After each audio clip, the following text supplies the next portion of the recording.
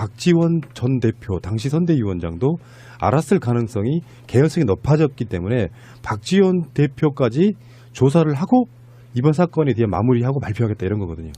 지금 박지원 전 대표에게는 뚜렷한 혐의점을 발견할 수 없다라는 이유가 들어서 이것은 뭐냐면 피의자를 특정하기가 아직은 힘들다라는 이유거든요. 검찰에서.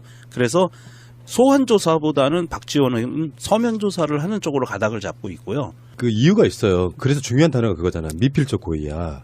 심증적으로는 그래. 박지원도 검증이 허술한 거 알면서 그 정도 사안을 발표하려면요. 최소한 당대표가 오케이 사인 나야 돼요. 근데 박지원은 그게 확실한 검증이 없다는 걸 알면서도 미필적 고의의 정황은 있어. 근데 요거는 증명하기 굉장히 어려운 거잖아요. 미필적 고의를 증명하기 어렵다고. 아니 제가 볼 때는 그러니까 두 가지 측면에서 좀 다뤄줘야 되는데 그러니까 첫 번째 측면 정치적인 책임 여부고 두 번째는 신적법 위반에 대한 사법적 책임이 있는 건데 어차피 지금 검찰의 컨트롤 타워를 청와대가 하지 않고 있어서 이 수사가 어디까지 갈지는 검찰의 의지에 따라 달려 있다라는 거예요. 이번 첫 번째가.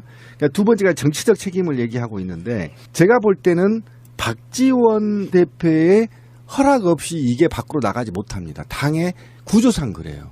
공명선거팀에서 이준서나 누군가가 이게 제보자가 없고 조작된 것을 알았고 이 조작된 사실이라고 당대표한테 말을 하지 않고 이런 게 제보되었다라고 거짓말을 누군가가 쳤다 하더라도 이것을 윤허를 당대표가 하지 않고 이거를 당의 선거 전략으로 활용하기가 어렵다라는 거예요. 토론회까지 나가서 얘기했다라는 건 이 문제를 제기했고 당 전체 차원에서 기자회견을 통해서 얘기를 했다라고 한다면 이 문제는 당 차원에서 리더적으로 끌고 갔다라는 것밖에 볼 수가 없어서 사법적으로라도 박 대표는 그 책임을 면기 어려워요. 특히 박지원은 그런 것 같아요. 감추려는 자가 범인이라고. 그렇죠. 계속해서 거짓말한 게 지금 두 번, 세 번 들통이 났잖아요.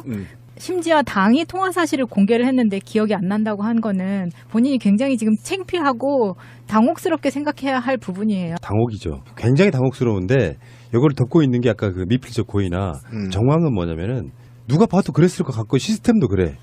박지원이 모를 리가 없어. 근데 보통 청문회 같은 데 나오면 정치인들 하는 말 있잖아요. 기억이 안 난다, 모르겠다로 전화통화 내용이 녹취가 되어 있지 않는 한 이걸 증명할 방법이 없는 것뿐이지 박지원은 사실상 이런 정황들로 보면 왜 거짓말하는 정황들로 보면 두 가지 의심을 받고 있는 거예요. 하나는 최소한 그 사람이 사람이라는 전제하에는 제보 조작이 허술하고 검증이 안 된 걸 알면서도 해. 근데 이제 좀 더 나가시는 분들, 뭐 특히 신비님 같은 분들은 이렇게 생각하는 거죠. 박지원이 사실 지시했을 가능성이 높다까지 저는 그렇게 의심할 수 있는 거예요. 모략을 아시는 분이어서.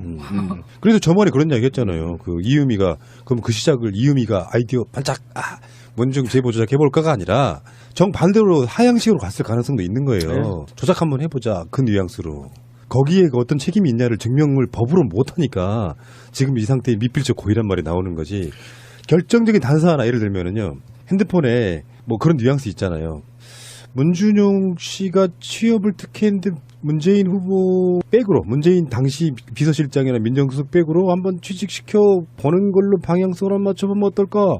요런 게 나오면 그냥 끝나는 거지만. 아니면 그것 좀 이슈화 시켜보지.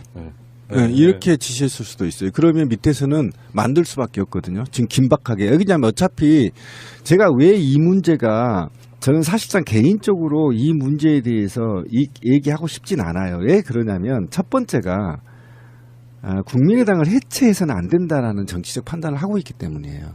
그리고 한 가지에 제가 고민한 건 뭐냐면 이게 굉장히 큰 적폐거든요. 만약에 이 사건이요. 안철수가 대통령이 됐으면 어떻게 될 건 줄 아세요? 보복에 들어가요. 보복에 들면 오히려 문준영 씨를 아마 죽이게 될 거예요. 오히려. 이걸 덮기 위해서 문준영 씨를 안철수라는 권력이 대통령 권력이 오히려 적으로 만들어서 커봐. 그러니까 너 졌잖아. 이렇게 만들어갈 십상이 높아. 이게 바로 모략 정치라고 하는 거거든요. 그런데 이렇게 될 사건이었는데 이게 지금 문재인 대통령이 간담회인가요? 청와대 초청 오찬에서 저도 그 말도 저 동의 못합니다. 선거 이전 얘기는 다 잊읍시다라는 말에 대해서 굉장히 기분 나쁜 게 뭐였냐면 이 매번 이런 식으로 용서가 되는 거야. 이거 선거 전에 있잖아요. 굉장히 큰 이슈였거든요. 이 이슈로 정권을 잡으면 끝이야. 누구도 책임지는 놈이 없어. 이게 바로 모략 정치 아니에요? 이거 적폐청산하자고 했는데 그래서 한편으로는 촛불의 민의로 가름해 보면 이거는 뭐 당을 해체해도 또는 능지처참을 해야 되는 건데 또 이게 능지처참을 하면 또 다당제의 근간이 또 흔들려서 그래서 저는 분명히 말하지만 안철수가 좀 정계 은퇴를 하고 그다음에 홍준표는 대법원에서 실형을 받아서 사라지면 좀 대한민국이 좀 건전한 다당제로 가지 않겠느냐. 저는 그 부분에 대해서 약간 좀 의견이 예, 달라요. 그런 측면에서 좀 제가 아직 판단을 저도 못하고 있어요. 어디까지 그러니까 공개를 건전한 다당제를 가기 위해서는 건전한 사람들이 건전한 정치를 해야 돼요. 그렇죠. 동의합니다. 예, 그러면 이번에 지금 이 문제는 국민의당 일벌백계 해야 문제는요. 된다. 국민의당 문제는 혐의점이 두 개예요. 원래는 처음에 혐의점이 하나였어요. 검찰 수사는 사실 공표, 이게 허위 사실이든 진실이든 공표 문제였거든요. 이제 더불어민주당에서 고발한 내용은 허위 사실 유포, 공표에 대한 예. 수사였어요. 그런데 수사를 하다가 보니까 제보 조작 내용이 나온 거예요. 이게 이렇게 딸려 나온 거예요. 원래는 검찰이 이걸 보고 있던 게 아니고 딸려 나온 내용이 돼서 1차로 제보 조작에 대해서는 이 선에서 마무리 짓겠다라고 하는 게 어디냐 하면 공명선거추진위원단 여기서만 마무리 짓겠다는 거예요. 책임이 여기 있기 때문에. 그럼 이제 두 번째 수사는 유포한 거에 대한 수사를 해야 되겠죠. 공표한 거에 대한 거. 그럼 누가 들어가요? 안철수 들어가고 박지원 들어가고 다 들어가잖아요. 이용준 당연하고. 그러면 이 두 번째 다 걸러내야 돼요. 잘못한 사람들. 이 악마 같은 짓을 한 사람들은 걸어내고 국민의당의 해산이 되건 아니면 자기들끼리 다시 똘똘 뭉치건 그건 그 사람들의 몫이고 우리가 대한민국이라의 국민들이 야 국민의당 보호해야 돼 할 필요는 전혀 없다. 여기서 잘못한 놈들은 철저히 법적인 책임을 지게 하고 남은 사람들이 알아서 할 몫이고 그 사람들이 하는 몫에 따라서 국민의당이나 다당제가 잘 굴러갈 것이냐의 그 정치적인 환경이 만들어지는 것이다. 저는 그렇게 봐요. 설득됐는데요, 제가. 네. 근데 지금 현재 이용주 같은 경우는 전에 권양숙 여사 친인척 그렇죠. 문재인 후보가 민정수석으로 있을 때 노무현 대통령 친인척에 대해서 검증을 안 했다. 이런 식으로 몰고 가려다가 허위사실임을 자수하고 밝히고 자숙한다고 했거든요. 그렇지. 저는 그때 뭘 느꼈냐면 그러면 문준영 씨에 대해서도 허위사실 이야기 안 하겠다 했는데 그 권양숙 여사 친인척 건을 죄송하다고 사죄하자마자 다시 문준영 특혜 관련해가지고 고용정보원에서 문준영 씨 특혜 채용 10여 건을 발견했다 이런 식으로 수도 없이 많은 기자회견을 하면서 이 제보가 이것만 있는 것도 아니다 뭐 이런 식으로 계속 했던 사람이에요. 그러니까 이용주는 조작을 지시했건 안 했건 묵인했건 안 했건 공표에 있어서 가장 큰 책임이 있는 자고 그렇죠. 공표제가 있죠. 그리고 박지원 대표도 했어요. 마찬가지라고 네. 보는 게 지금은 이제 누가 조작했느냐 조작이 윗선 국민의당 수뇌부에서 지시했냐 안 했냐가 핵심이 되면 이제는 안 되는 거죠. 네. 1차 수사는 거기서 끝나는 거죠. 예. 그리고 허위사실을 공표한 책임에 대해서는 확실히 좀 책임을 물어야 되는 것이고요. 그리고 이영주는 왜 기존의 최고위원들하고 좀 다르냐면 현직 의원이기 때문이에요. 네. 그래서 이용주로 국민의당 이용주로 수사가 확대될 경우에는 검찰이 제대로 수사하겠다는 의지가 있다라는 건데 기존에까지는 어쨌든 원외 인사하기 때문에 상관없어요. 대충 뭐 정치적 책임이 덜 지워지는 거죠. 그런데 이용주부터 시작은 이제 국회의원이기 때문에 사실은 이게 공직선거법 위반까지 걸리거든요. 그럼요. 허위사실 예. 유포에 대한. 예. 그러면 의원직도 상실할 수 있기 때문에 예. 굉장히 지금부터는 검찰이 치밀하게 아마 공격할 가능성이 굉장히 높다. 그리고 이게 지금 청와대 오다를 지금 안 내린다는 거 아닙니까? 또 네. 노무현 정부처럼. 예.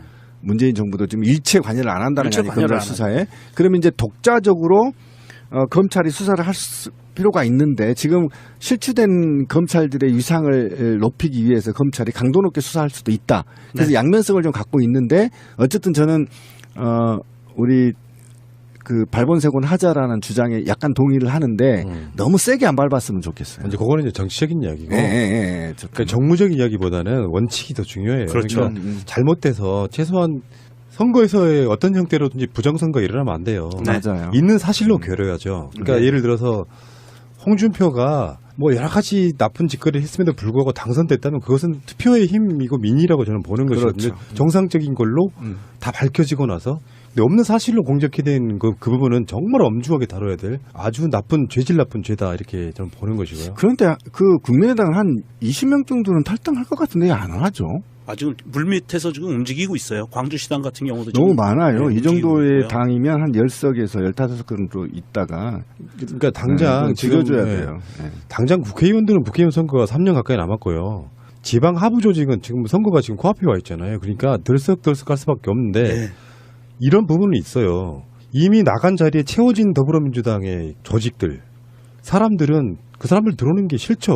당연히 싫죠. 그러니까 예. 이게 이제 그 사람들이 끈떨어진 년이 이제 국민의 민의에 의해서 결국은 교체가 되는 거죠. 그러니까 예. 국민의당 소속이었거나 소속인 사람들은 지방선거에서부터 하부 조직이 물갈이가 되는 형태로 가겠죠. 이러면서 그 흐름이 나중에 이제 국회의원 선거까지 쭉 이어지는 그런 측면이 되지 않을까 이렇게 생각을 해보는데요. 어쨌건 저는 국민의당 사건이 일어나면서 결국에 마음에 조금이라도 남아있던 김대중 대통령부터 시작된 호남 정치의 흐름 속에 그래도 이 사람들이 조금 더 개과천선하고 좋은 방향으로 해서 야권이 당시 다시 통합됐으면 좋겠다라고 하는 그 감정 자체가 완전히 없어지게 만드는, 정 떨어지게 만드는 그러니까 그런 사건이었어요. 네, 이런 정치를 하고 어떻게 5.18 묘를 갈 수 있고 김대중 대통령 묘에 앞에 참배할 수 있겠어요? 부끄러워서요. 박지원 전 대표 당시 선대위원장도 알았을 가능성이 개연성이 높아졌기 때문에 박지원 대표까지 조사를 하고 이번 사건에 대해 마무리하고 발표하겠다 이런 거거든요.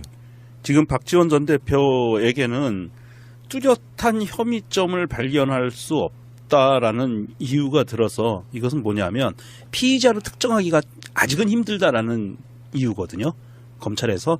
그래서 소환 조사보다는 박지원은 서면 조사를 하는 쪽으로 가닥을 잡고 있고요. 그 이유가 있어요. 그래서 중요한 단어가 그거잖아. 미필적 고의야. 네. 심증적으로는 그래. 박지원도 검증이 허술한 거 알면 기억이 안 난다, 모르겠다로 전화 통화 내용이 녹취가 되어 있지 않는 한 이걸 증명할 방법이 없는 것뿐이지. 박지원은 사실상 이런 정황들로 보면, 왜 거짓말하는 정황들로 보면 두 가지 의심을 받고 있는 거예요. 하나는 최소한 그 사람이 사람이라는 전제하에는 제보 조작이 허술하고 검증이 안 된 걸 알면서도 해. 근데 이제 좀 더 나가시는 분들, 뭐 특히 신비님 같은 분들은 이렇게 생각하는 거죠. 박지원이 사실 지시했을 가능성이 높다까지 저는 그렇게 의심할 봅니다. 수 있는 거예요. 예. 모략을 아시는 분이어서 그래서 저번에 그런 이야기 했잖아요. 그 이유미가, 그럼 그 시작을 이유미가 아이디어 반짝, 원중 제보 조작해볼까가 아니라 정반대로 하향식으로 갔을 가능성도 있는 거예요. 조작 한번 해보자. 그 뉘앙스. 그 정도 사안을 발표하려면요. 최소한 당대표가 오케이 사인이 나야 돼요. 근데 박지원은 그게 확실한 검증이 없다는 걸 알면서도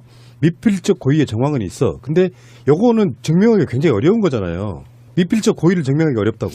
아니 제가 볼 때는 그러니까 두 가지 측면에서 좀 다뤄줘야 되는데 그러니까 첫 번째 측면 정치적인 책임 여부고 두 번째는 신적법 위반에 대한 사법적 책임이 있는 건데 어차피 지금 검찰의 컨트롤 타워를 청와대가 하지 않고 있어서 이 수사가 어디까지 갈지는 검찰의 의지에 따라 달려있다라는 거예요. 이번 첫 번째가. 한다면 이 문제는 당 차원에서 리더적으로 끌고 갔다라는 것밖에 볼 수가 없어서 사법적으로라도 박 대표는 그 책임을 면키 어려워요. 특히 박지원은 그런 것 같아요. 감추려는 자가 범인이라고. 그렇죠. 계속해서 거짓말한 게 지금 2번, 3번 들통이 났잖아요.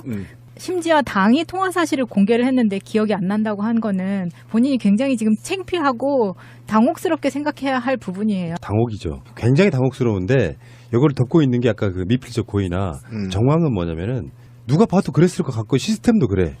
박지원이 모를 리가 없어. 근데 보통 청문회 같은 데 나오면 정치인들 하는 말 있잖아요. 그러니까 두 번째가 정치적 책임을 얘기하고 있는데 제가 볼 때는 박지원 대표의 허락 없이 이게 밖으로 나가지 못합니다. 당의 구조상 그래요.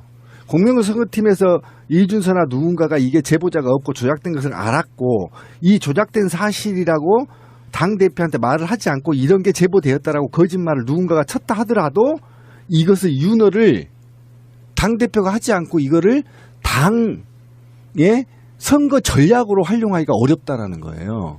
토론회까지 나가서 얘기했다라는 건 이 문제를 제기했고 당 전체 차원에서 기자회견을 통해서 얘기를 했다라고